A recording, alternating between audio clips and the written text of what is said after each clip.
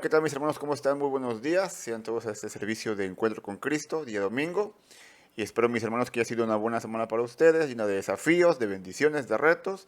Y sobre todo que en todo momento hayamos podido darle a Dios toda la gloria y toda la honra a través de nuestro testimonio y lo que hacemos para Él. Muy bien mis hermanos, pues ¿por qué no comenzamos en esta mañana? Y seguimos todavía con el libro de Hechos.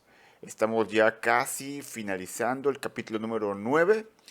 Y vimos la semana pasada lo que contemplamos como desafíos para todo creyente. Y nos encontramos a un Pablo, a un Saulo, que estaba esperando ciego y en ayuno, y estaba cavilando profundamente, ¿cierto?, en lo que había ocurrido en ese trayecto desde Jerusalén hasta Damasco, donde su intención primaria era agarrar a esos cristianos, a los que decían que Jesús había resucitado y que Jesús era el Cristo. Y mientras estaba Saulo pensando, cavilando qué había pasado ahí, cómo es que realmente se había dado cuenta que Jesús era Cristo, Dios, por otro lado, estaba tratando con otro hombre, con el discípulo llamado Ananías, que en ese entonces estaba en Damasco. Y vimos que Ananías era un verdadero creyente. Cuando el Señor le llama, escuchamos sus palabras. Heme aquí, aquí estoy. Y nuestro Señor Jesús lo manda a orar por Saulo, a hablar con Saulo, ¿verdad? A imponerle las manos para que él pueda otra vez recuperar la vista. Y vimos que esa fue una gran prueba para la fe de Ananías, ya que la temible reputación de Saulo era ampliamente conocida. Así que en un principio vemos que Ananías protesta contra el Señor, mencionando las terribles credenciales que Saulo tenía. Y no obstante, la respuesta de Jesús sigue siendo la misma. Ve, ve, Ananías, es una orden. Ve porque instrumento escogido me es este para llevar el evangelio a gentiles, a judíos, a reyes y a mucha gente más. Pues yo le enseñaré a Saulo, dice Jesús, cuánto le es necesario padecer por mi nombre. Así que Ananías sale y se dirige hacia donde Saulo está hospedado. Y aquí dijimos algo muy importante. Ananías fue. Ananías obedeció. A pesar del peligro que podía haber estado Ananías, porque él no sabía realmente qué iba a pasar ahí. Tal vez estaba fingiendo. Pero Ananías sigue la orden de Cristo, de ver a Saulo. Y en ese punto preguntamos, mis hermanos, ¿cómo está nuestra obediencia delante de Dios? ¿Honramos su palabra? ¿Honramos a Dios obedeciéndole cuando Él nos manda a hacer algo difícil e inclusive peligroso? Y yo espero que sí, yo espero que sea una realidad en su vida cristiana. Así que a pesar del gran desafío que implicaba para la vida de Ananías y su iglesia ver a este hombre Saulo, encontramos que él va a aquel lugar. Ve a Saulo, le pone las manos, ora por él y Saulo recobra la vista y recibe el Espíritu Santo. Se bautiza en obediencia a Cristo. Deja su ayuno, come para recuperar fuerzas y se queda unos días en aquella casa gozando y teniendo comunión con sus ahora hermanos en Cristo. ¿Qué pasaría entonces con este hombre llamado Saulo ahora que se ha convertido, ahora que ha visto la luz? Bueno, hermanos, eso lo veremos ahora en este día, en la predicación que yo he titulado Valentía, denuedo y providencia en la vida cristiana. Valentía, denuedo y providencia en la vida cristiana. ¿Por qué no inclinamos nuestro rostro, hermanos? Cerramos nuestros ojos y oramos para que el Señor tome el control de este estudio y que una vez más podamos ver cómo el Señor siempre nos lleva a seguir transformándonos y Él siempre cumple sus propósitos en nosotros y a pesar de nosotros. Oremos, hermanos. Señor Dios y Padre Celestial, en esta mañana te pedimos que tú bendigas este tiempo. Te damos muchas gracias porque hasta aquí hemos podido llegar a la tercera parte del libro de Hechos. Y podemos ver, Señor, cómo tú siempre llevas a cabo tus planes, tus designios, lo que tú has decretado desde antes de la fundación del mundo. Y, Señor, queremos ser delante de ti instrumentos útiles, Señor. Que no tengan que hacer las cosas a pesar de nosotros, sino que haga las cosas con nosotros, Señor. Te pido bendición por mis hermanos. Te pido que tú hables a sus corazones esta mañana. Y como siempre, Padre Celestial, que pongamos por obra en nuestra vida cotidiana lo que en este día aprendamos. Porque todo, Señor, te lo pedimos en los méritos de Jesús. Amén. Así que valentía, denuedo y providencia en la vida cristiana. Y estos son, hermanos, los dos lados de la moneda. Por un lado, el Señor nos da valentía y denuedo para que hagamos lo que tenemos que hacer, vivir una vida cristiana delante de Él agradable, ser valientes, predicar el Evangelio, y por otro lado, su providencia, esa hermosa providencia que nos cuida, nos lleva, nos guía, conforme a lo que Él ha decretado en su soberana voluntad. Así que por favor, mis hermanos, vamos a leer para empezar el versículo número 20, que nos dice lo siguiente. Y enseguida se puso a predicar a Jesús en las sinagogas, diciendo, Él es el Hijo de Dios. O sea, Jesús, ¿verdad? Mis hermanos, esa gracia que te ha rescatado, esa gracia que te ha perdonado, esa gracia que te ha transformado, es la misma gracia que te da valentía, que te da denuedo para poder compartir el Evangelio. Pablo, Saulo, vamos a ocupar estos dos nombres indistintamente. Pablo estuvo unos días en aquella casa de los hermanos, compartiendo, gozándose, teniendo comunión. Y después de unos días comenzó a hacer lo que tenía que hacer, lo que cada creyente tiene que hacer, compartir el Evangelio con valentía y denuedo. Y mis hermanos amados, queridos, aquellos transformados por la gracia salvadora de Dios, no pueden dejar de narrar su experiencia. Así que por favor, por un momento, imaginemos la escena. Por un lado tenemos a cristianos conmocionados, a creyentes sorprendidos de cómo la gracia de Dios alcanzó a este hombre tan perverso, tan malvado, tan asesino, llamado Saulo. Por un lado. Y por otro lado, imagínate lo horrorizados que deberían de haber estado los judíos al ver que su campeón captura cristianos ahora era uno que decía que efectivamente ese Jesús, al que había sido maltratado, humillado, clavado y muerto, había resucitado y era el Cristo. ¡Wow! Qué choque tan fuerte para ambos grupos. Qué cambio tan radical, qué cambio tan significativo. Pero eso, mis hermanos, es precisamente lo que la gracia de Dios está supuesta a hacer en la vida de los que han llegado por la fe a su Hijo Jesucristo. Y de hecho, Pablo, mis hermanos, en 1 Corintios, capítulo 9, versículo 16, nos expresa su pensamiento acerca del Evangelio. Porque si predico el Evangelio, no tengo nada de qué gloriarme, pues estoy bajo el deber de hacerlo. Pues ay de mí si no predico el Evangelio. Y mis hermanos amados, ese debe ser el pensamiento de todos nosotros. Ay de nosotros si no compartimos ese Evangelio. Demos de gracia lo que hemos recibido de gracia. Mis hermanos, ¿qué hemos recibido de gracia? El Evangelio, la salvación, el perdón, la gracia, la misericordia, el amor, la bondad y muchas cosas más. Hemos sido transformados por Cristo. Hemos recibido todo esto. Así que como creyentes debemos dar todo esto. De gracia recibiste, de gracia da. Dios te da de gracia, da de gracia a los demás. Una vez más, mis hermanos, imaginemos la escena. En las mismísimas sinagogas a las que Saulo había ido con órdenes de arrestar cristianos, ahora comenzó a predicar a Cristo. Y el contenido de esa predicación fue que Jesús es el Hijo de Dios. Un título para nuestro Señor que expresa su deidad. Así que lo tienen. El más celoso judío y defensor del judaísmo, que había hecho cosas tan nefastas y terribles en su vida defendiendo sus convicciones, el judaísmo, ahora era el más celoso evangelista para el cristianismo. Valiente, esforzado y con denuedo. Ese era ahora Pablo. Conclusión, Mis hermanos, nadie está tan lejos de la gracia de Dios para ser transformado. Así que mis hermanos, ora, ora, ora por aquellos que necesitan de Cristo.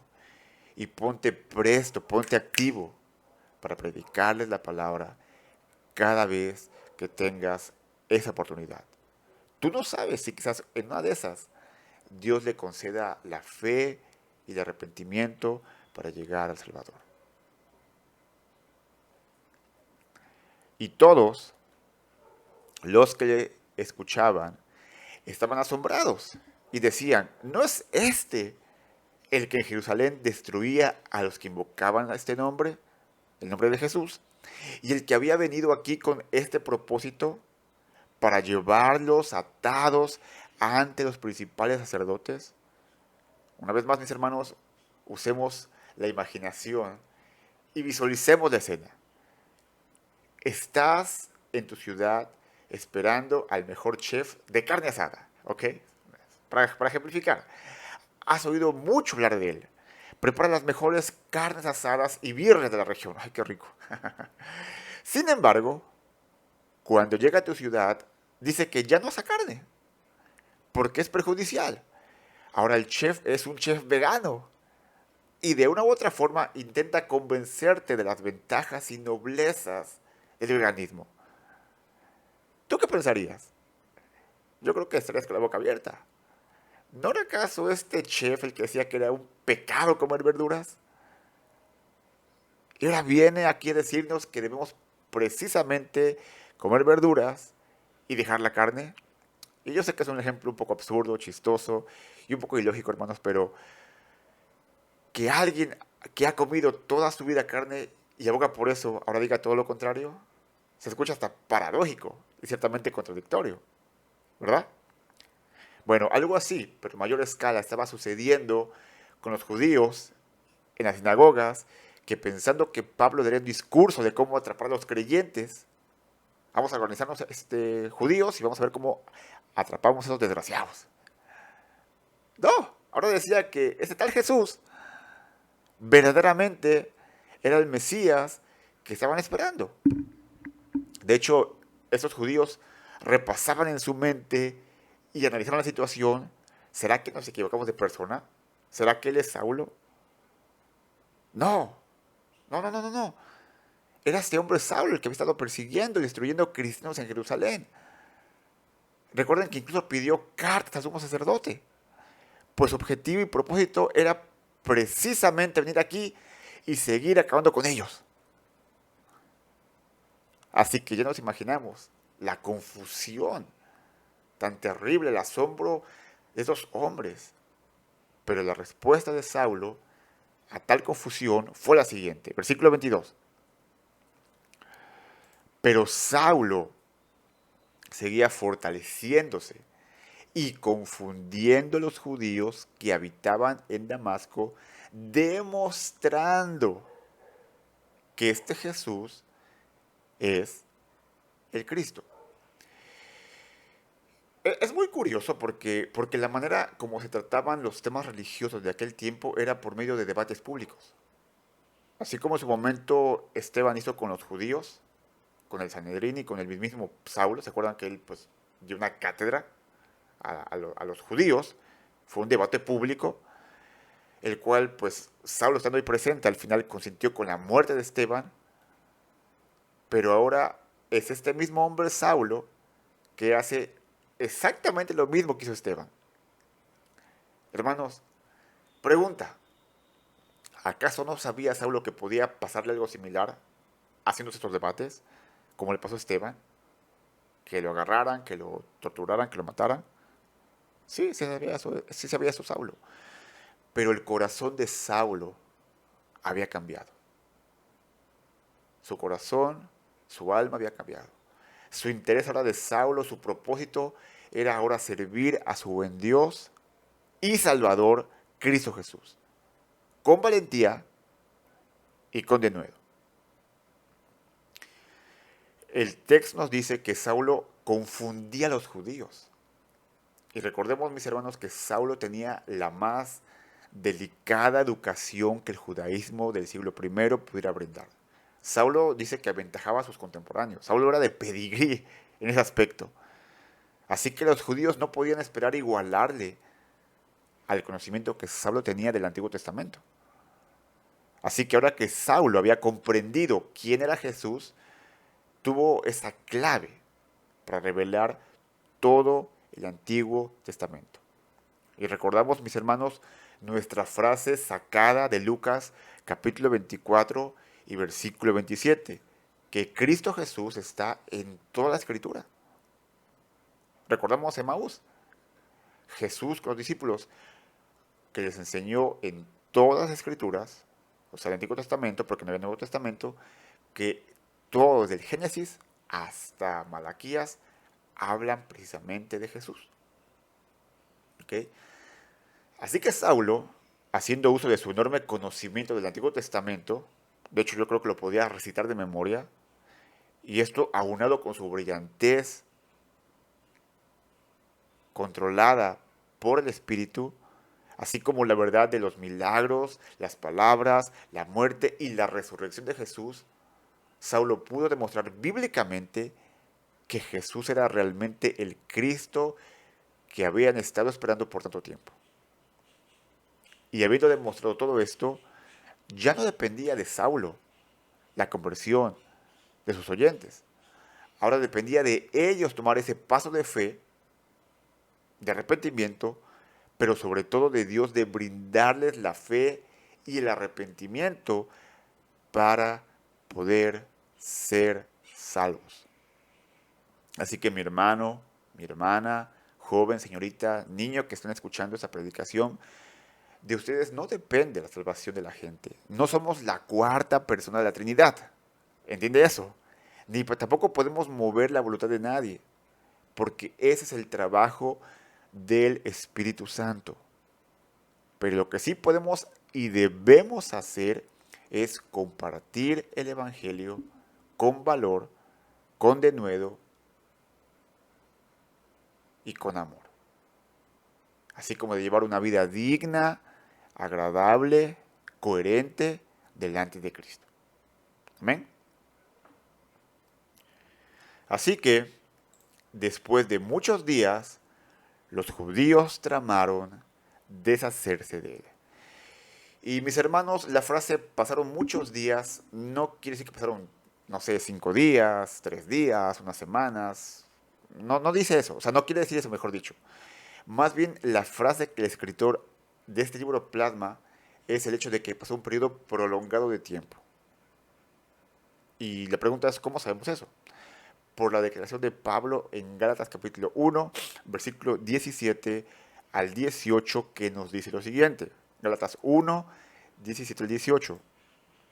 Ni subí a Jerusalén a los que eran apóstoles antes que yo, sino que fui a Arabia y regresé otra vez a Damasco.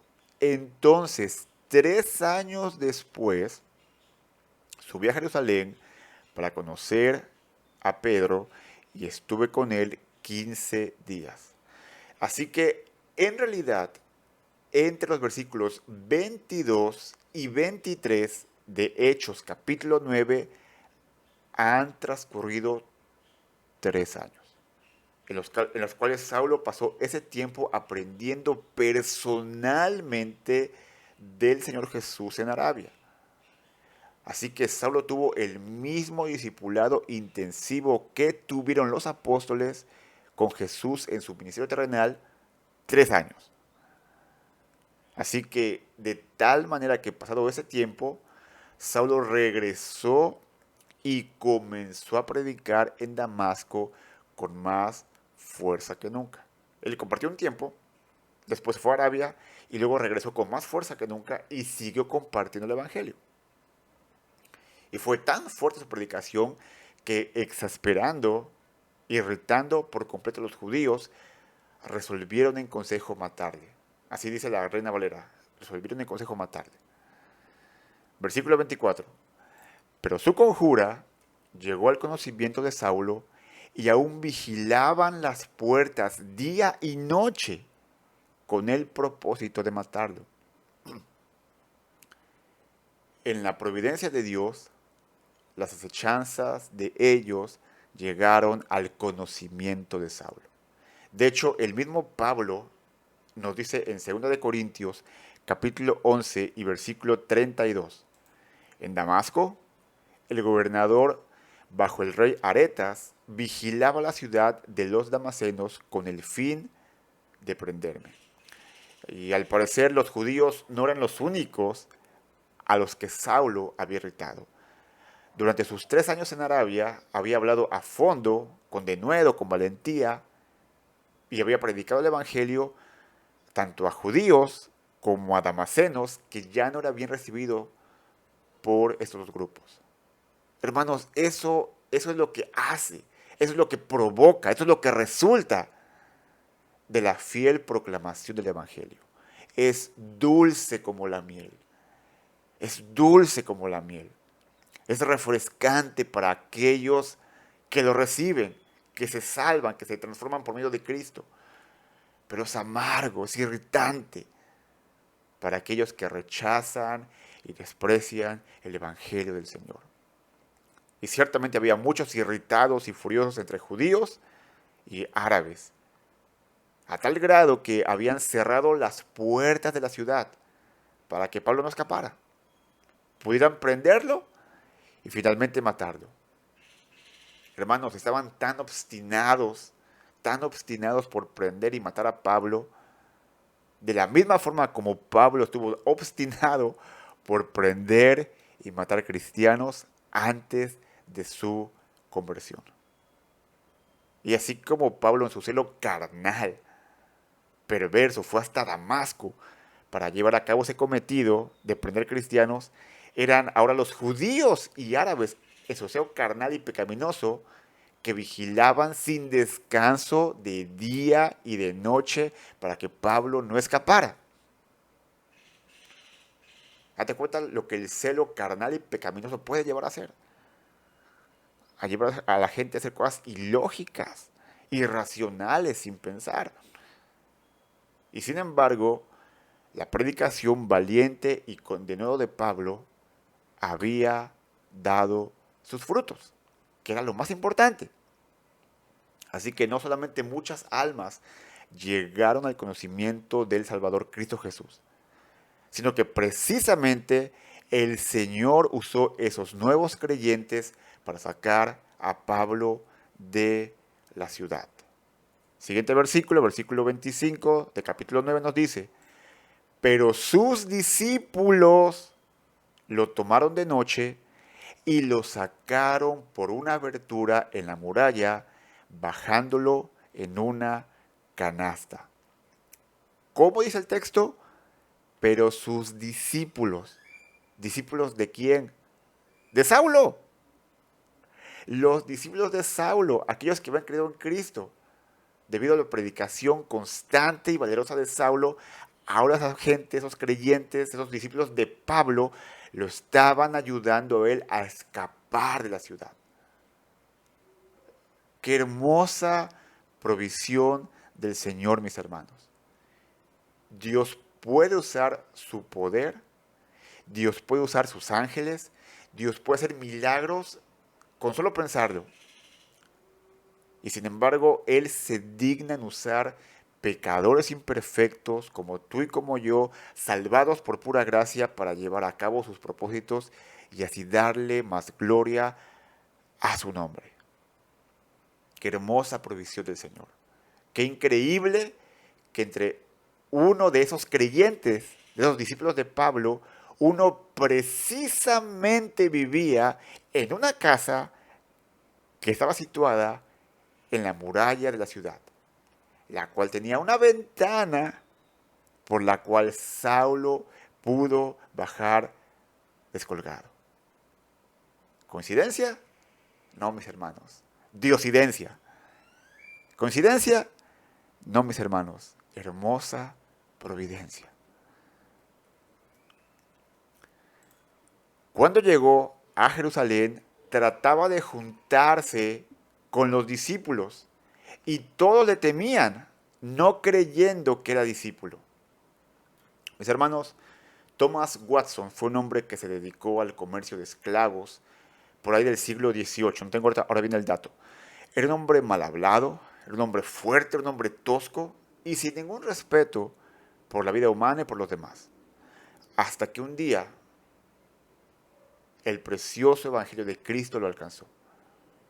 Y aunque en un principio fue difícil para Thomas Watson juntarse con otros cristianos debido a su condición antes de su conversión, fue uno de aquellos que luchó en contra de la trata de esclavos y con el propósito expreso de compartir el evangelio. Thomas Watson escribió muchos libros, muchos tratados teológicos que incluso ahora no son de relevancia para la iglesia. Este hombre, un mercader de esclavos que sin saber o sin saberlo era esclavo de su pecado, era esclavo de su maldad. Este hombre fue alcanzado por la sublime gracia del Señor. Yo creo que todos recordamos ese himno hermoso que muchas veces cantamos en la iglesia. Sublime gracia. ¿Sabes algo? Pues precisamente ese hombre, Thomas Watson, fue el creador de dicho himno.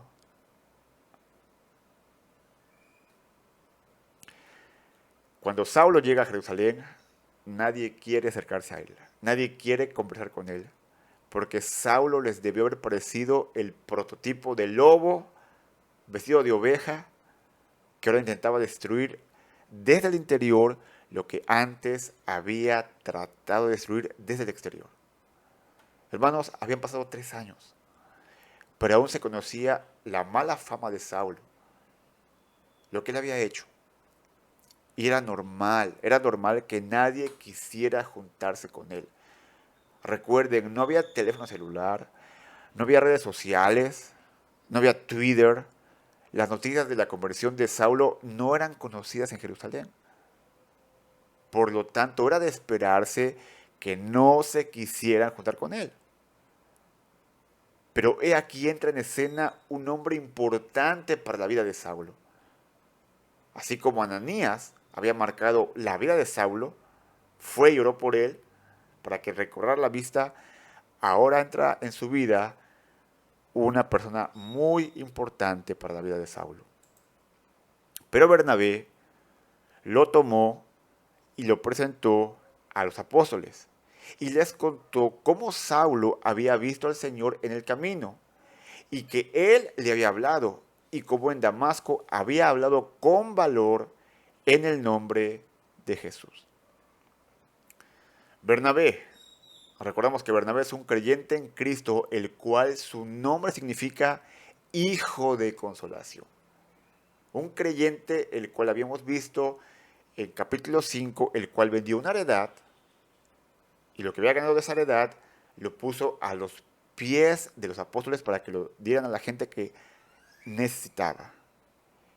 Bernabé no se vuelve a mencionar hasta este capítulo, pero entendemos que es un creyente que en estos aproximados 3 años ha seguido sirviendo al Señor con pasión y esmero. Y aquí Bernabé, mis hermanos, juega un papel importante. Pues mientras que nadie quiere juntarse con Saulo, Bernabé seguramente oró al respecto, pidió valentía al Señor. Recordemos que nadie sabía de la conversión de Saulo. Así que oró seguramente porque era un creyente, amaba a Dios, seguía su guía, pidió valentía y fue y se contactó con Saulo para darse cuenta que efectivamente este hombre había tenido un encuentro con el Cristo resucitado. Así que sin más que hacer, Bernabé toma a Saulo y va con los apóstoles y les presentó a este hombre contándole su testimonio. Y debido al prestigio que tenía Bernabé, debido a su impecable testimonio y amor al Señor, aceptaron a Saulo como un creyente más. ¡Wow! Mis hermanos, todos en nuestra vida hemos tenido a un Bernabé, quien nos ha ayudado, quien ha creído en nosotros, mientras otros no lo hacían, quien ha abogado por nosotros.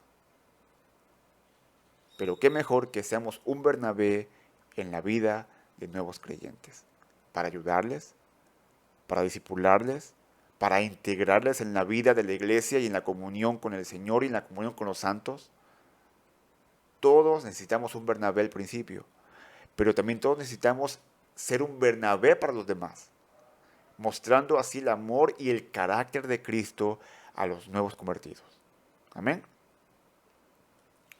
Así que debido a lo que hizo Bernabé, Saulo fue integrado con los creyentes y estaba con ellos moviéndose libremente en Jerusalén. O sea, entre los cristianos se movía libremente, nadie le hacía feo ya, hablando con valor en el nombre del Señor Jesús. Así que, siendo ahora parte de la comunidad de la iglesia, Saulo va donde quiere con los creyentes. Y estaba haciendo lo mismo que había hecho en Damasco. Compartir con valor y denuedo acerca de Cristo como el Señor. Y fue tan importante y tan fuerte su impacto predicando la palabra que nos dice el versículo número 29. También hablaba y discutía con los judíos helenistas, mas estos intentaban matarlo. Esto es muy interesante. Es muy interesante lo que el texto nos dice. ¿Con quién discutía Pablo? Con los judíos helenistas. Y es precisamente esos judíos de habla griega los cuales habían llevado a Esteban al martirio y a la muerte 3 años atrás. Y es ahora Saulo el que está retomando lo que Esteban había dejado. Y tristemente la historia se volvió a repetir con Saulo, así como pasó con Esteban. Casi se repite. Porque estos judíos, en vez de entender y comprender que Cristo Jesús estaba en todo el Antiguo Testamento, de ver cómo Saulo, quien antes consintió la muerte de Esteban, ahora había sido transformado, estos judíos helenistas, griegos, rechazan el Evangelio y una vez más buscan la forma de matar a Saulo. No se nos registra la forma como ellos intentaron esta acción, pero la forma del texto griego hace entender que hubo varios atentados en contra de Saulo. Sin embargo, aún no era la hora de Saulo. Y el Señor lo preservaría para que él continuara hablando con valor del Evangelio hasta que él quisiera. Y mis hermanos, antes de pasar al siguiente versículo, quiero comentar algo muy importante que está pasando aquí. Aunque Saulo tuvo varios atentados en contra de su vida, ninguno dio resultado. Y esto nos vuelve a hablar de la providencia y de la soberanía de Dios en nuestras vidas. Mis hermanos, no partiremos de este mundo hasta que el Señor lo determine. El Señor tiene el último día para ti y para mí. Tu responsabilidad, mi responsabilidad es cuidar nuestras vidas, cuidar nuestros cuerpos, ser responsables. No obstante, como ya dije, el día de tu partida del Señor ya está fijado en su calendario. Por tal motivo, vivamos sin miedo. Por tal motivo, compartamos la palabra. Por tal motivo, hablemos de Cristo con valor. Porque el Señor tiene la última palabra. Y nada, escucha bien esto, nada puede pasarte en tu vida sin que el Señor lo permita. Él sigue en su trono, gobernando soberanamente. Seamos valientes y a la vez sabios y a la vez responsables en cuanto a nuestro deber de darle gloria a Cristo por medio de la proclamación del Evangelio, ya sea hablándolo a la gente o viviendo nuestra vida en consecuencia. Amén. Muy bien. Versículo 30, por favor. Pero cuando los hermanos lo supieron, lo llevaron a Cesarea y de allí lo enviaron a Tarso. Como bien ya dijimos, hubo muchos atentados contra Saulo. Sin embargo, providencialmente, Saulo no sufrió ninguno. Pero cuando los creyentes, los cristianos, sus hermanos, lo supieron, lo llevaron a Cesarea y posteriormente lo mandaron para su lugar de origen, que era Tarso. Por eso era Saulo de Tarso. Mis hermanos, por ningún motivo vayan a creer que en cuanto estos hermanos supieron la situación, inmediatamente se llevaron a Saulo. No, hermanos, lo más posible es que ellos oraron al Señor y entonces discernieron que en aquel momento de hostilidad, de persecución para Pablo, lo más conveniente era llevar a Pablo a otra región hasta que se calmaran los ánimos. Recuerda que la iglesia primitiva era una iglesia que oraba por todo. Y es lamentable que ahora no oramos, pero no oramos por todo. Y tenemos que orar por todo para que el Señor nos guíe para saber qué hacer. John MacArthur, el pastor John MacArthur, nos dice lo siguiente correspondiente a este versículo. Él dice, la iglesia descubrió pronto que casi era tan malo tener a Saulo con ellos como contra ellos. Rápidamente, el hombre agitó un avispero y sin duda en la mente de algunos, tanto por el propio bien de ellos como por el de él, el de Pablo, decidieron enviarlo a casa. Según Gálatas 1:18, su estadía solo duró 15 días. Mis hermanos, solamente 2 semanas estuvo Pablo en Jerusalén. 2 semanas en las cuales los judíos agarraron rencor, odio y buscaron matarle. 15 días en los cuales los intentos de asesinato a Pablo no tuvieron éxito. 15 días en los cuales la provisión de Dios lo guardó. Finalmente lo llevó a Tarso.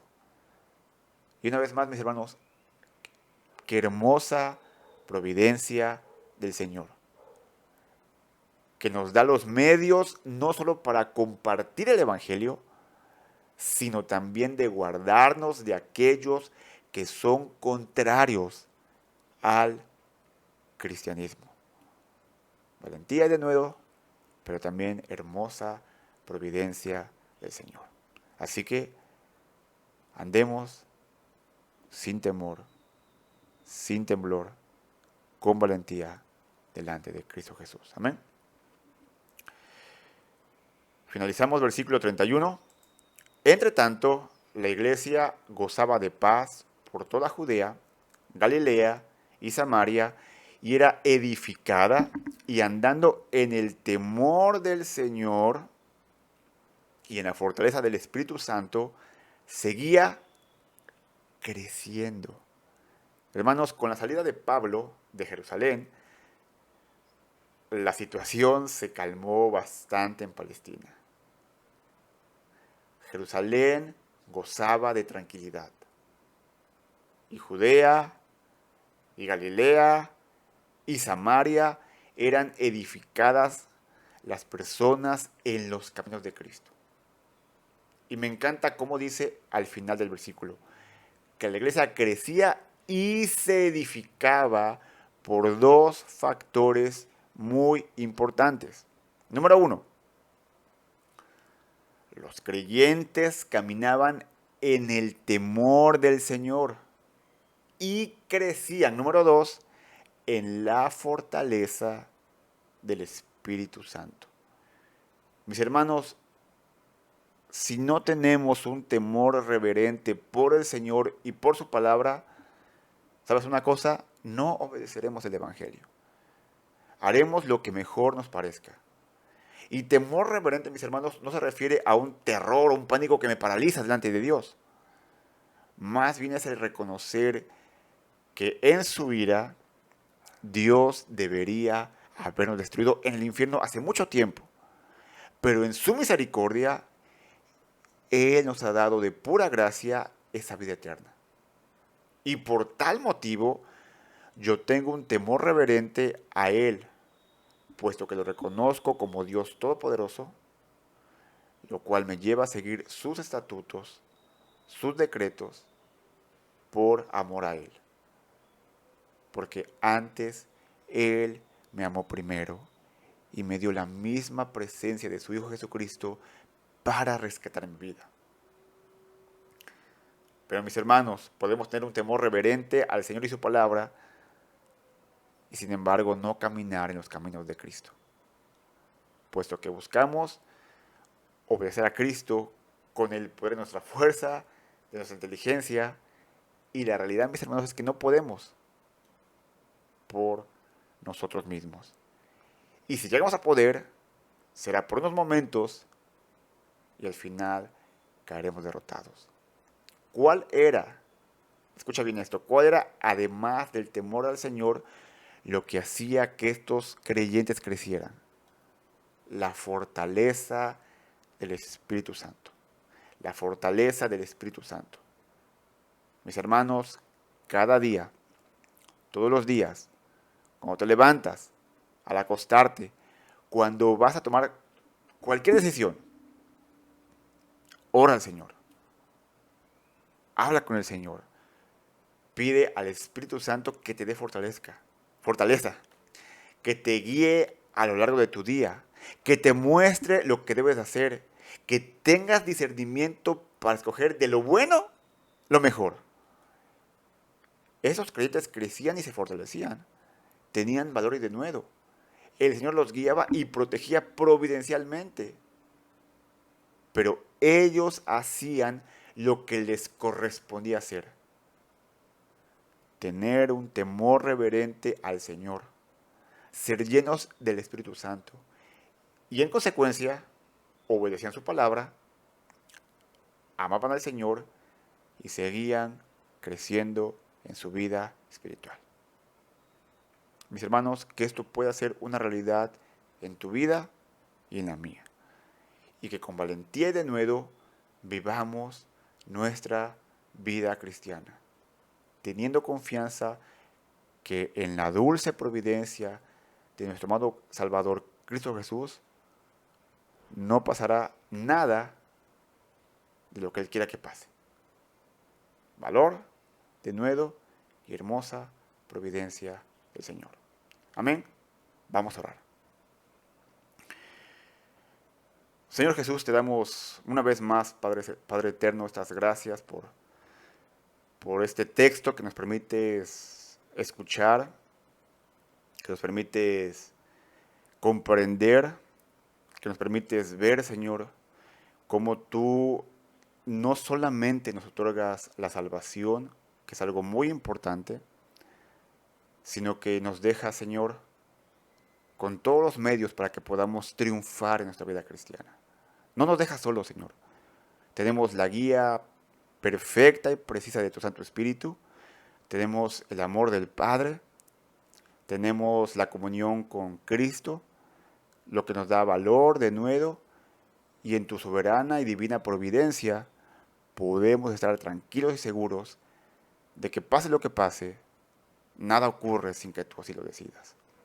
Señor, guíanos siempre, Señor, a amarte, a obedecerte, a darte a ti la gloria, Señor, a que más personas puedan creer en Cristo Jesús, que tú seas exaltado, que nosotros menguemos, pero que tú crezcas en nosotros, Señor.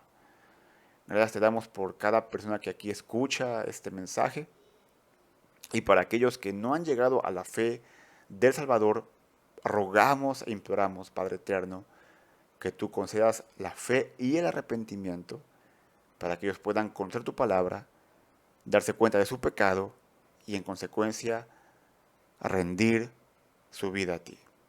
Padre, te pedimos que tú sigas proveyendo lo más importante que es esa transformación en nuestras vidas, ese deleite contigo y como resultado, Señor, todas las demás cosas sean dadas por añadidura. Porque todo, Padre, te lo pedimos esta mañana en los méritos de Jesús. Amén. Bueno, mis hermanos, pues eso fue el día de hoy, esta predicación. Espero que haya sido de bendición para su vida como fue para la mía. Y si el Señor lo permite, nos vemos la próxima semana, que vendrá siendo la última predicación del mes de agosto. Dios les bendiga, mis hermanos.